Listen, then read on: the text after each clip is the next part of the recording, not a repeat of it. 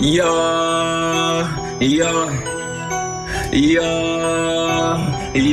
Welcome one, welcome all. This is the RTR United podcast. This is our 6th podcast recording, and we're happy for you to be here today. I have with me Trinity, as always. What's up? What's up? Pardon me. What are we talking about? Yeah. No. What are we talking about? I'm curious. We're gonna get into a little bit of AI. I know AI is on the rise, so we're gonna get into a little bit of AI topics. Talk about these robots that are pretending to be people out here. I guess we'll get into that later, though. Okay. All right. So, where are we gonna start with this then? So, how do you want to start this? Truly, only at the beginning, bro. Where did AI start off? How did AI come to a start? Okay. So, I'm going to throw a little fun fact historically real quick, because if people have watched us long enough, by now they know I like history a lot, and I'll throw a lot of random facts about history, because I think history, some of the shit that's not talked about, excuse my language, pardon my French, some of the things that are talked about is pretty mainstream, and I think that some of the things that are left in the shadows, that's the shadow work. And I think some shadow work needs to be done historically. But anyway, so the fun fact for this one was there was a town called... Oh, yeah, go ahead. It's honestly a battle between true history and what's like real, bro. Everybody kind of has their own piece and own take on history. Everybody has their own opinions and how they write history. History is jacked. We don't even have maybe we should get hire AI to write history for us. So there's like no bias and straightforward word from whatever source. It needs to be straightforward and like so we can get to what really happened. Okay, that's definitely an option. I always say history is his story, because it's really the victor who tells the tale. Because the people who lose typically don't survive to really tell their story, as we see in history, unfortunately. But the fun fact was there was a town called AI. It was Canaanite, and it's summarized to that. It probably has, a way that it's pronounced, but the way that it was just typed in was AI. It was the name of a Canaanite town that the Israelites had problems with. They fought them like twice, and then under the rulership of Joshua, it was destroyed. But the real birth of AI that we're talking about, that would have been in like 1950 to 1956. And we're talking about, if people have seen The Imitation Game, I think it has Benedict Cumberbatch. If I'm wrong, if I'm right, put it in the comments. That'd be awesome. But yeah, it's an interesting movie. I recommend you check it out if you're into, I guess, more of a drama with a mix of like puzzle time. Like it's a race against time. It's fighting against Germany. But it's about Alan Turing, and Alan Turing he was very intelligent, dare say genius, but that's my unprofessional opinion on that matter. And he created the research project for AI in his Dartmouth Summer Research Project. Now, the person that they consider the father of AI is a bit different. That's John McCarthy, and that was the word, he coined the word AI, and that was in 1955, and he was also part of Dartmouth in that time, so he was in the same institute as Alan Turing. So he was that's the original. He was the creator of AI.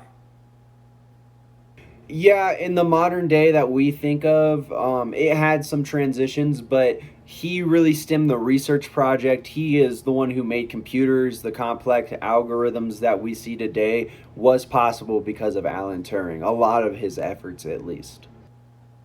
Okay. All right, so when did we start? I know we started using it more and started getting more comfortable with it in the 2000s. Do you know like some of the first projects that were started in there? Well, I know we were talking about Mach 5 a little bit, so I know that the first announced robot was in 1966, and it was named Shaky. and it was the subject of this SRI Artificial Intelligence Center research. I don't know too much what that is. Again, things that I don't know about. If people in RTR or people who watch this podcast who happen to know about it, please comment. Please let us know. It's that would be awesome. It's about sharing information, sharing awareness. But what I do know is it was SRI 100% Artificial Intelligence.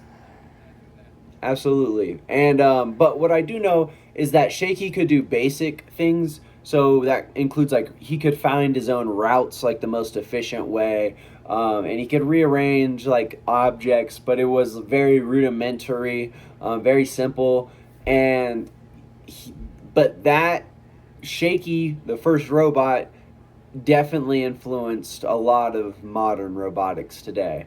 And if people want to see it, it resides in the Computer History Museum. And I'm sure we can also put a picture up so we can show you guys what that looks like. So if you might be seeing it right now, that is Shaky. So. All right, 100%. So, yeah, we're talking a little bit about Mach 5 robots because they're, I guess, celebrities and basketball players. I guess even the NFL players are like not even humans. There's theories that are we talking AI like all robots. of them? Man, is it all we're of talking, them, or is it we're just... talking about most of them. Like I've seen glitches with the whole entire basketball court doing the same exact thing, and people have been saying LeBron I did is see in that role one. for how long? So it's been a while of this happening. So I guess the more that they're conditioned to it, the more that they put it in, and the more that this stuff happens. Okay, so if there was Mach 5, what came before Mach 5? Mach 5 sounds like, it's been around a little bit. It sounds like it's a higher type. So Mach 5s are the synthetic robots. So the Mach 5s, they have skin that feels like ours. They can sweat. They have pores and like, dude, they have penises that work. Okay. So like it's like Damn. they're pretty much humans. That's a lot. Human based. Pretty much. They're pretty much human based. So you're telling me we got aliens, we got robots, we got spiritual entities potentially. Okay, so crazy thing things. that you bring. The crazy thing that you're bringing up aliens right now. So there was I heard that the Greys, the aliens that we're used to. I'll probably put a picture up. The aliens that we're used to, the gray ones with the big eyes and the big head and the skinny body. Okay. So we're talking so like ET style almost. Yeah, okay. So the story with them is that they are a higher creation. Like they were created by a humanoid type race for technological purposes. Like they are themselves are biotechnology. Okay, so like almost like that's why they're the birds are drones. So much. Yeah, they're just like birds are drones, and they've been doing that since the first war, using pigeons to send messages across the battlefield. They've been using birds for very long, man, and like there's like pigeons that are like professionals at flying out and doing missions for the government. So the government already had a relationship with birds. Yeah, I did see that China had invited, I think it was China, I'm not sure. It was just a TikTok video, but it was pretty interesting because it showed like a hummingbird almost, or something like a hummingbird, and you could tell it was robotic in nature, but if it was from a distance, it would have been hard to spot, and if you weren't looking for it, you might not have noticed it.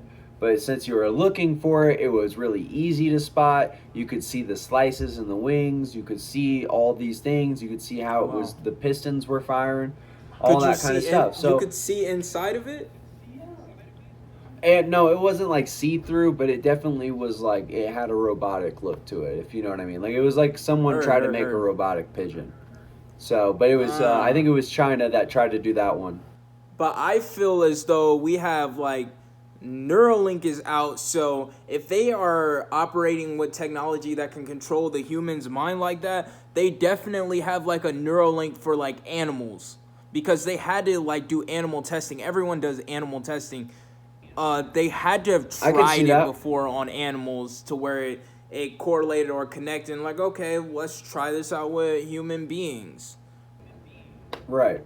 Actually, that's a good question. If people know if that the Neuralink did any testing on animals before and what that looked like, please comment that below as well. One thing that I want to go into real quick is, since you're talking about Neuralink, right?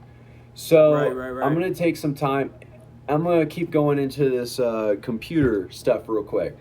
So more recently in our time, there was a dude by the name of Arthur Mensch. And Arthur Mensch, he's currently a CEO and co-founder and a CEO of Mistral AI, one of Time 100's most influential companies of 2024. He struck a deal with Microsoft, exchange for he's having all these anything involved with computers. He has resource to that. He can access anything that has to do with computers for his AI program. In an interview with Time, he also said, "I don't see any risk associated with open source models." So, like, I believe that's pretty much unchecked AI. Correct me if I'm wrong in the comments. I'm not a genius on this by any matter. This is just my personal research, and I'm just sharing it for everyone. But he also says, I only see benefits when it comes to AI in this open source model. So another interview, he also says the whole AGI rhetoric is about creating God. And so I thought that was very interesting, because he's an atheist. He doesn't believe in God personally, but he believes some of his peers, or at least he said that the rhetoric is about creating God. So then I looked into that, right? What do you think AGI stands for? Everyone pause real quick. What do you think AGI stands for? Comment that below.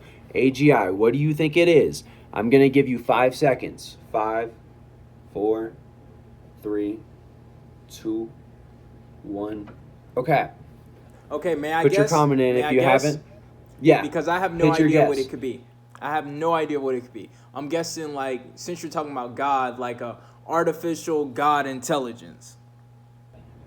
Okay. That's a good guess. It's AGI is called artificial general intelligence. And what that means is right of now it's a hypothetical.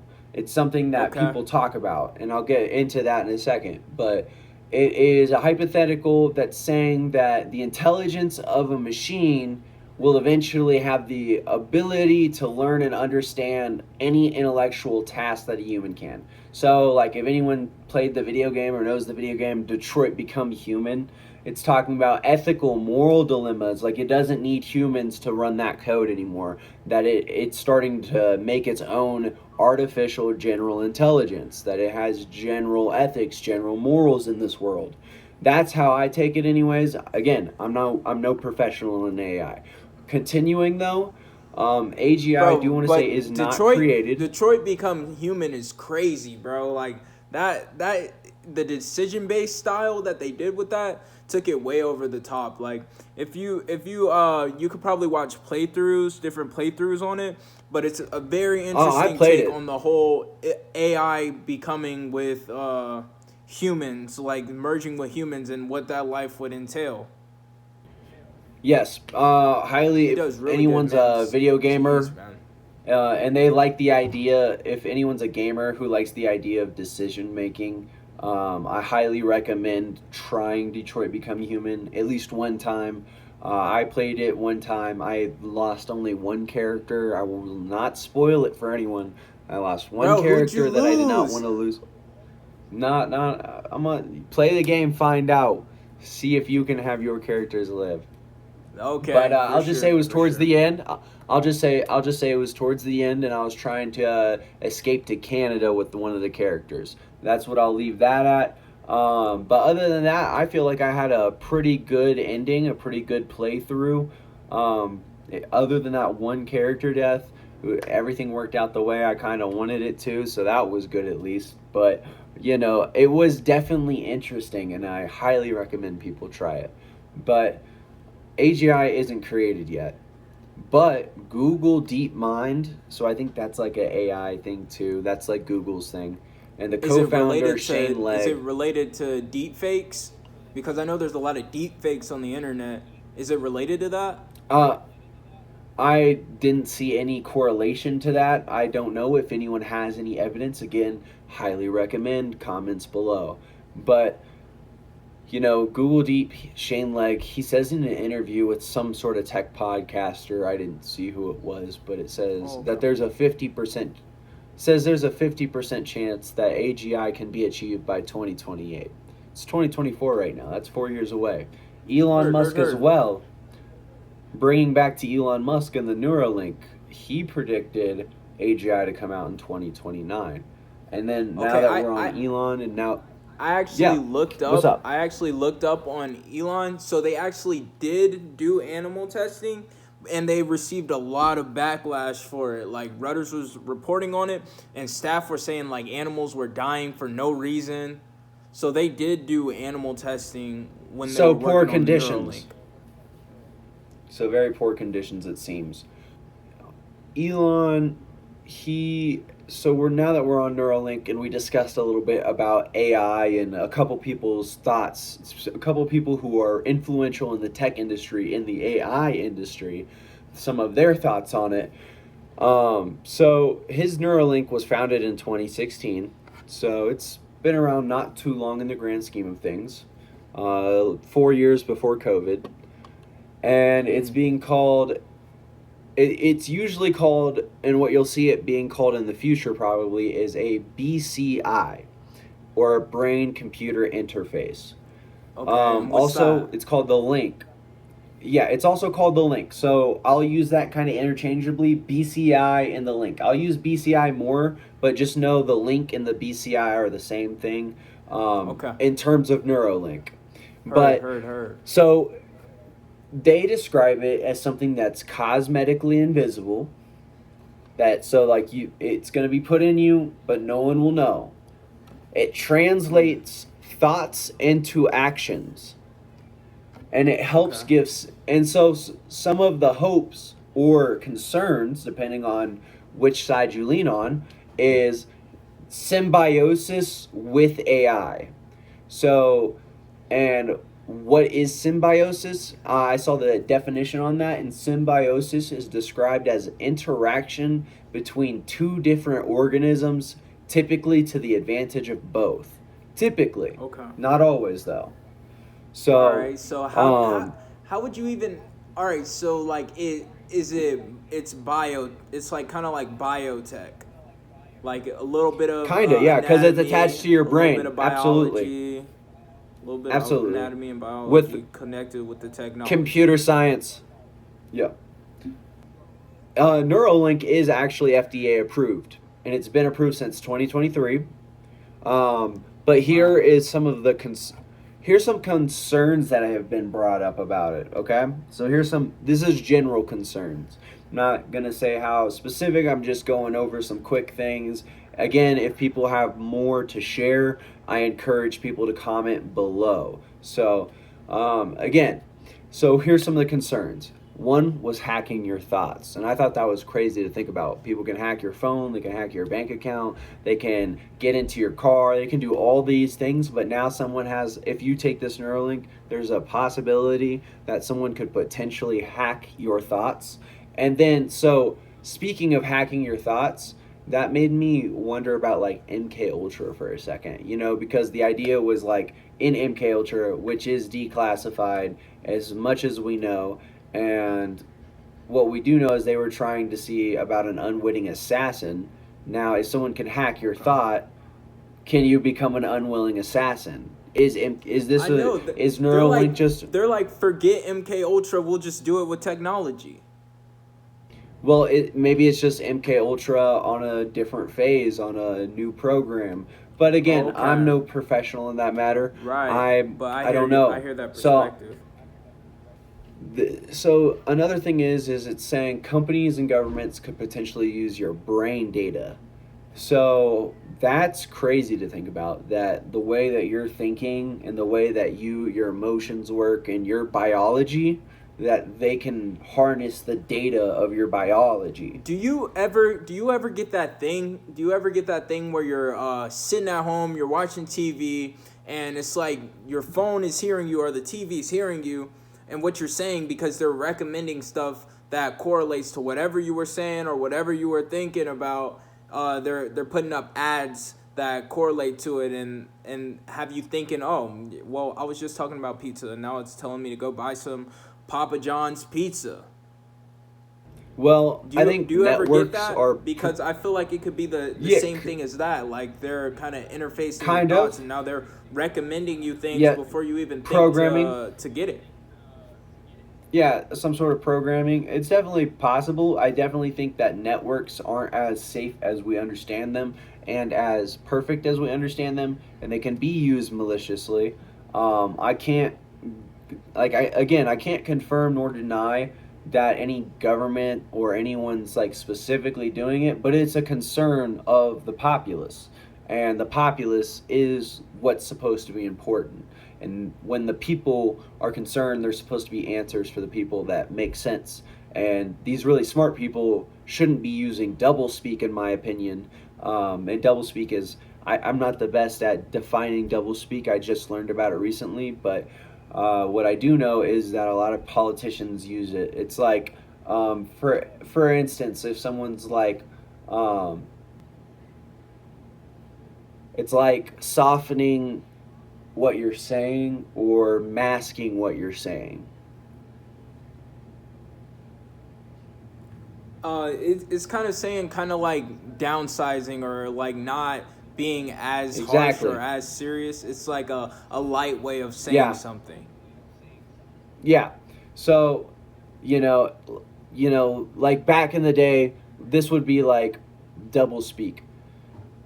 The taxes, some talking about taxes, but saying that we're going to lower them by cutting this percent, but we're going to do this instead, but we're going to do this, which actually increases the tax, but they're saying it in a way to the masses and to the general populace that it'll be like, we're going to lower this, we're going to make it better. But what they're saying is, we're going to do this and then we're going to implement this, and it's like a double speak. It's a double way of putting it in to balance what they're really saying, or to mask it, in my opinion.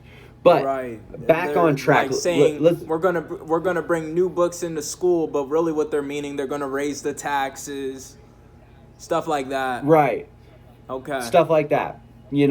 Where we think it's good. Where I'm saying that doublespeak in the negative aspect is where we're thinking it's good. Or like, we're gonna crack down on crime, but like when they did on the '80s. But then the whole Contra affair with the government.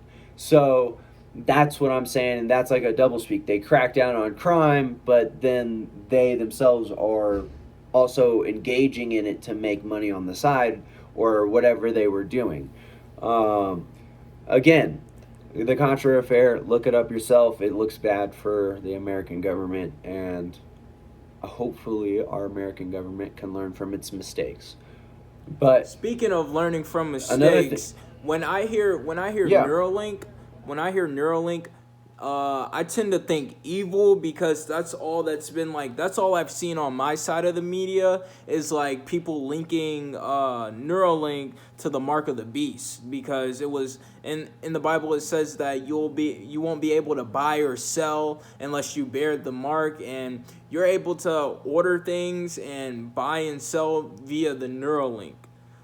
So it's very close in comparison. And then there was also the thing where they looked up the numerology for Neuralink, and it led up to 666, the mark of the beast. It was 666.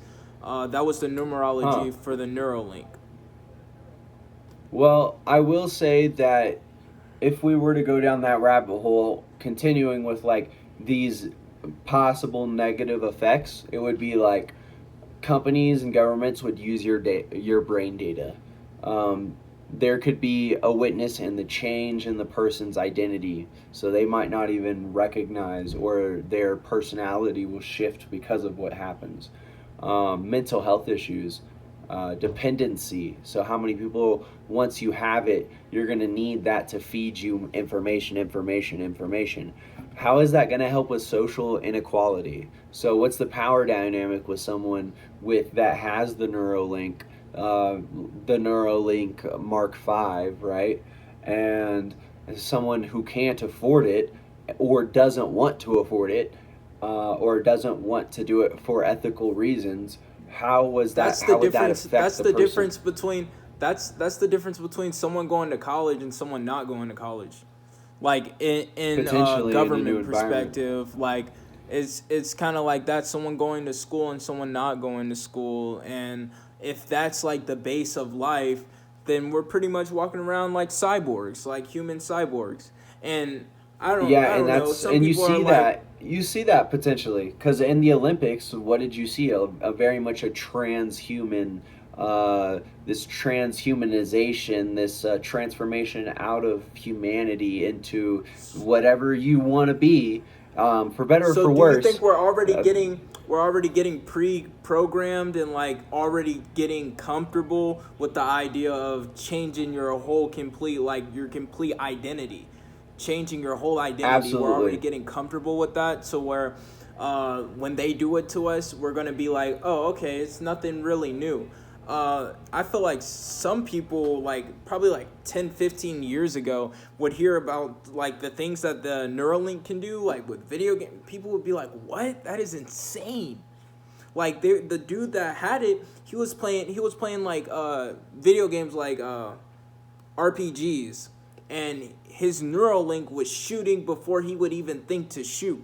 And he was like, video games are too easy to me. So Right, and with see, us being like, and it's that's like kind of a race of superhumans. right. Okay, so that is like another thing is some people, that was another like concern, is that some people might feel pressured into using it by friends or family, especially for the disabled people, because Neuralink has pushed that it will help you not have disabilities. So people who have a disabled family member, they might be like, you need that Neuralink because it's going to help our family save money, you know. Potential to control a person's thoughts and actions unknowingly. Again, tying back to that potential MK Ultra kind of vibe. There's another. This is a very much more health thing. Infections, like What's if you're up? having a surgery. What's up? If you're having a No, I'm saying, surgery, what's up with that? yeah. If you're having a surgery, they're like you could have an infection, and imagine having technology implanted into your brain and having a brain infection. Not good. And then you need another surgery, and that's going to cost you more money, and that would be doubly not good. Um, so then, Yeah, they and would can you, really and have to if get. once, They would have to get it right the first time.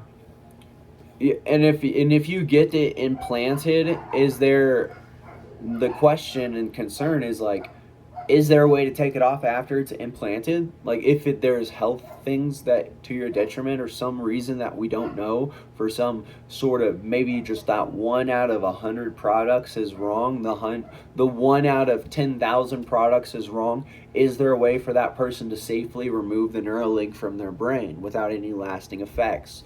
That's another concern. But I like, know, but yeah, they what's always a seem to, gap? like, the government always washes that over with compensation, bro. Like, they could have him literally dying on the table. Okay, we'll give him this much amount of money to put him to rest, pretty much. And like, I feel like that would kind of be the same case with that they would just give him enough money to pretty much shut him up, bro. Like, honestly.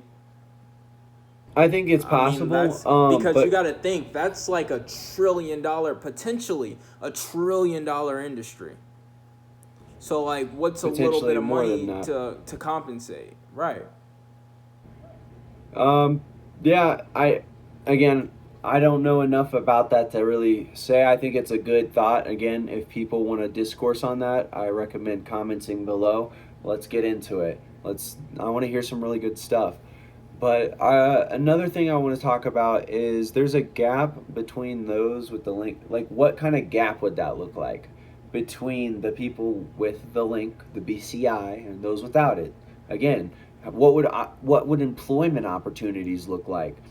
You know, so Okay, could so somebody could this was yeah? What's up? my thought on it. I was like, okay, so if the robots took all of our jobs, we would pretty much. I thought it would boost us up and enable us to take more creative jobs and follow more passions and dreams and goals.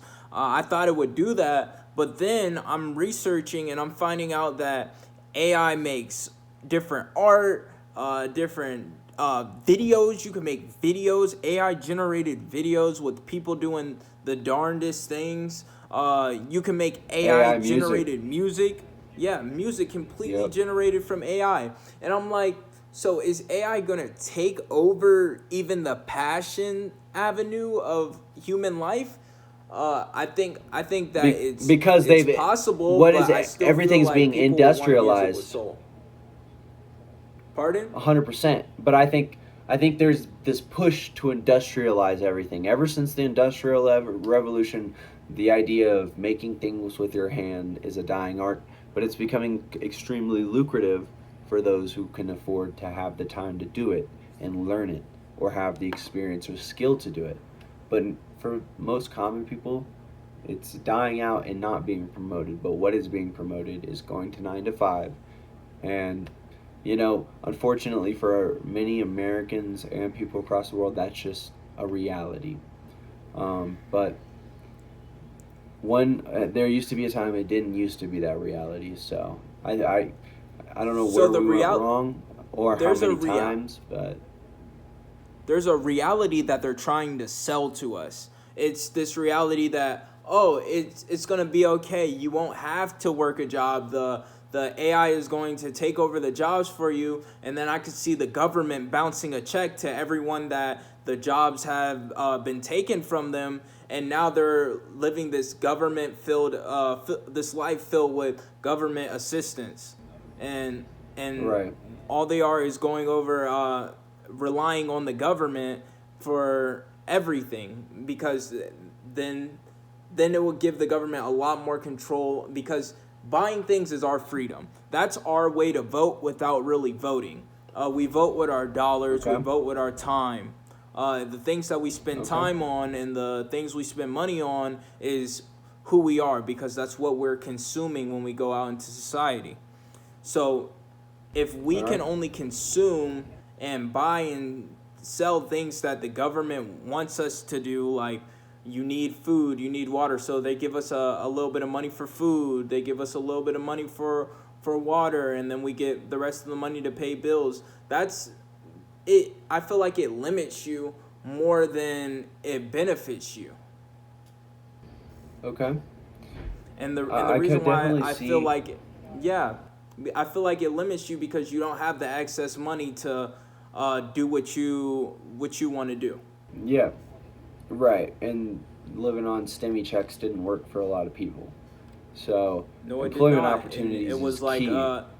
that was like a battle in itself, because I remember when stimulus checks were out and everybody was hating on people that got their stimulus check, and because they were only oh man, people were using the government stimulus checks, bro. Like that was such a Yeah, big thing some were. for all of COVID. Yeah, some definitely did take advantage of that money and did not wisely invest it, in my opinion. But here we are now. But the employment opportunities would be big with Neuralink and the advancement of AI and the advancement of robotics. And if symbiosis occur, if that symbiosis, if that biology mixing together, what will that mean for human in that AGI? What will that be for decision making in the future? What will the legality of it look like? Because we're talking about human rights mixed with artificial intelligence. How is intellectual property going to be shared and distributed? How is copyright infringement if it's coming from your brain and being shared with artificial intelligence? How do you mark that as intellectual property? And who controls our brain's data? Who has that? Who's going to have access to what our brains think and feel? And our inner thoughts and desires, and are we going to be punished for thoughts?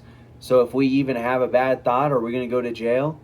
Like if we disagree with a public official, because everyone's been frustrated before, but what does this mean for the future? I know. Imagine right? people getting locked up for intrusive thoughts or getting fined for having an intrusive thought. That would move us into a direction. I don't know, because I feel like if we move in that direction, eventually, at some point, whether that's in game or somewhere earlier down the line, it becomes nature versus AI. Like, because And that's how tyranny can be born. Because tyranny needs people. Why do you feel that way? Because tyranny needs its neighbors to be suspicious of one another. So if people are getting fined or arrested for intrusive thoughts, then everyone's going to be suspicious of their neighbors. Everyone's going to be, you know what I mean? And who's to know with AI, if someone hacks your brain and sends you information you're not supposed to be, how's the trauma going to be compensated? Are you going to be held liable yourself? How do they mark that? You know what I'm saying? Like, there's just so many problems. Okay, I got a question. It's a little off topic, but I have a question.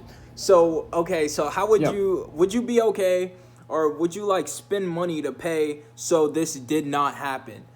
So say if your whole entire browser history from your whole entire life got leaked to like your mom, would you be like, oh shit, or would you be like, because our browsers have become I'd be private. stressed.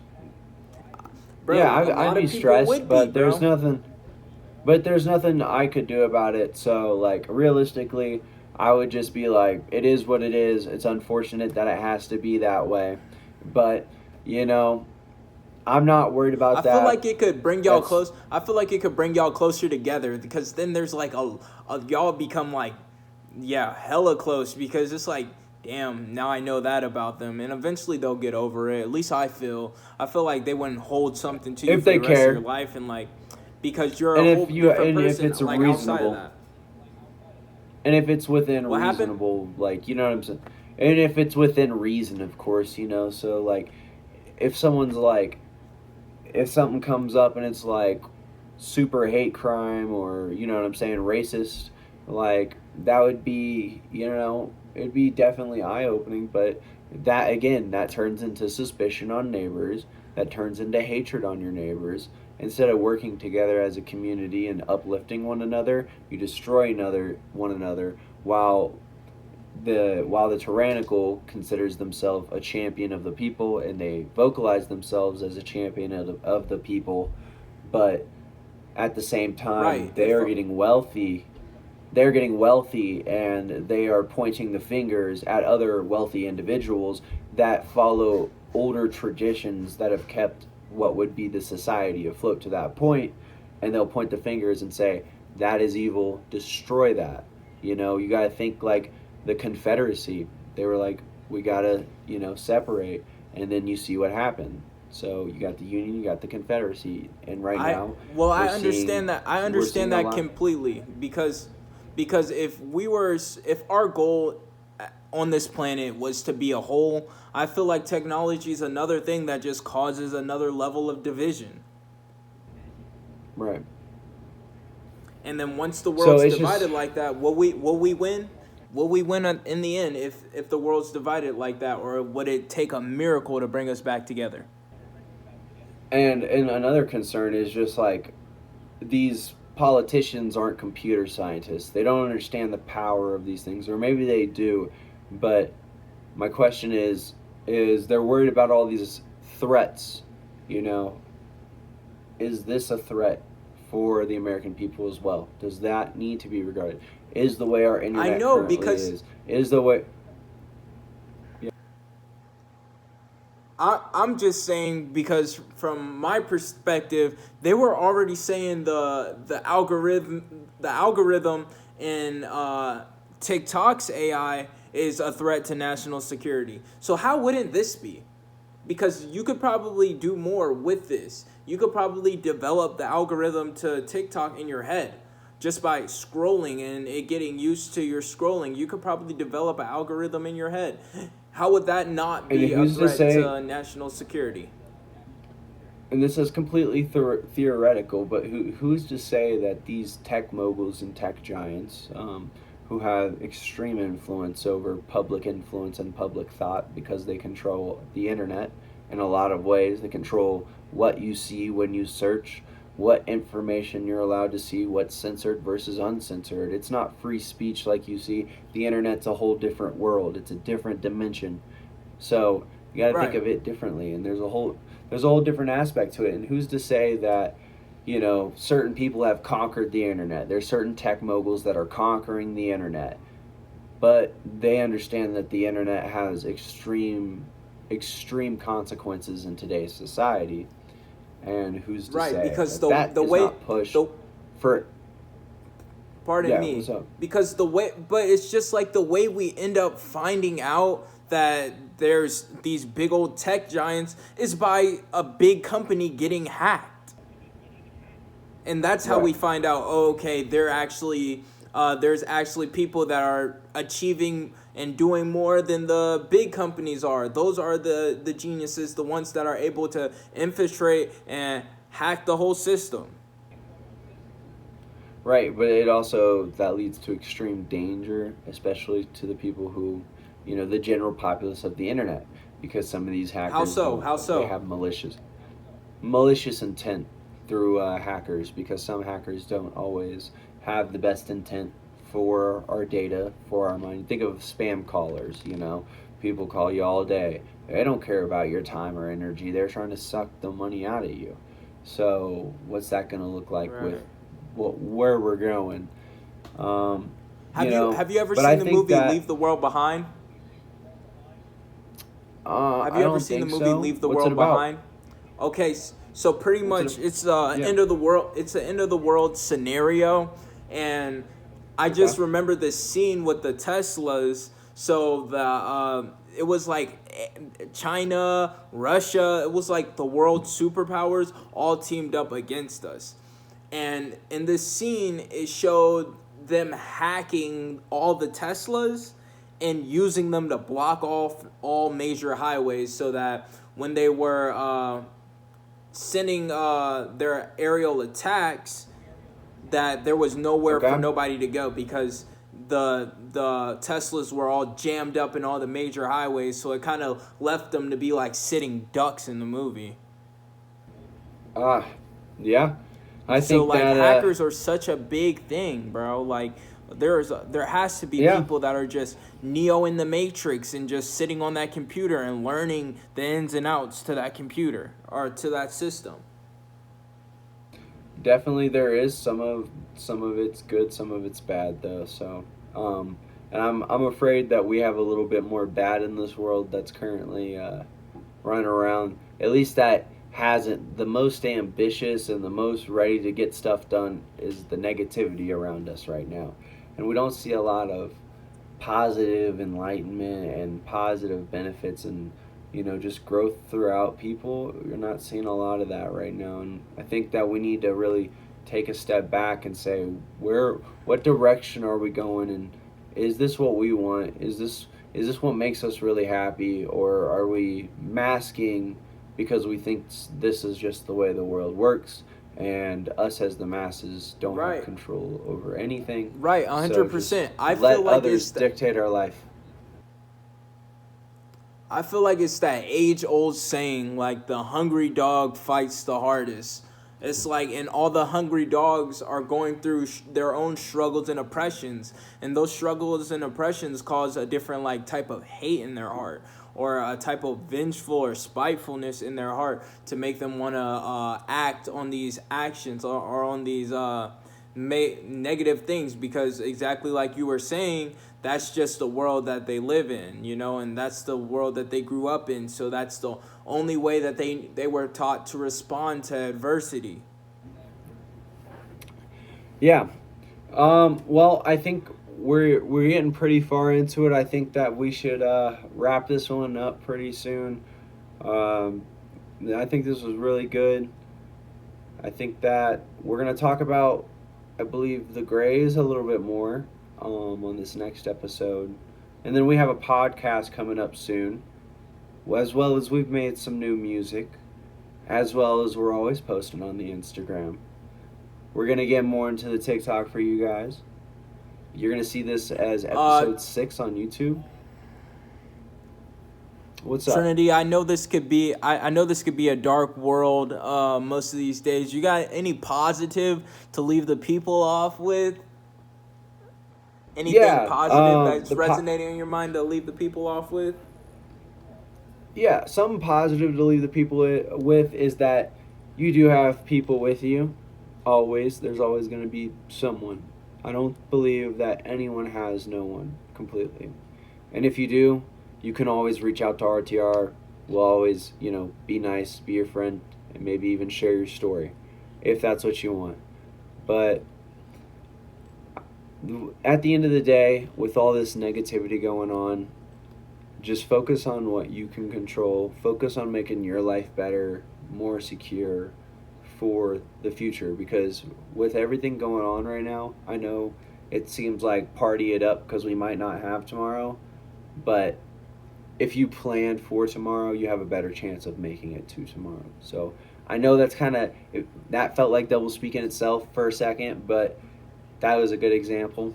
But the positive takeaway: stick with the people that care about you, work together, work to build something more than what society promotes. Don't just follow the advertisements, follow your dreams.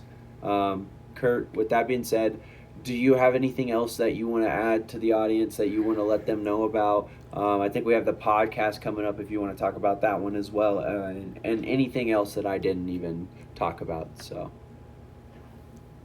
you left it off perfectly. There's always better to come. You got to take the positive out of your darkness. Because even shrouded in darkness, there are always going to be a speck of light. And you take that speck of light and you grow it, and you plant seeds. You plant it as a seed, and a seed, it will grow. So never Absolutely. get caught up on the size of your seed that you have. Just know that when you plant it in good soil, it will always grow, and your fruits it will always bear good fruit. That's what I want to say. There's a new pod coming out with...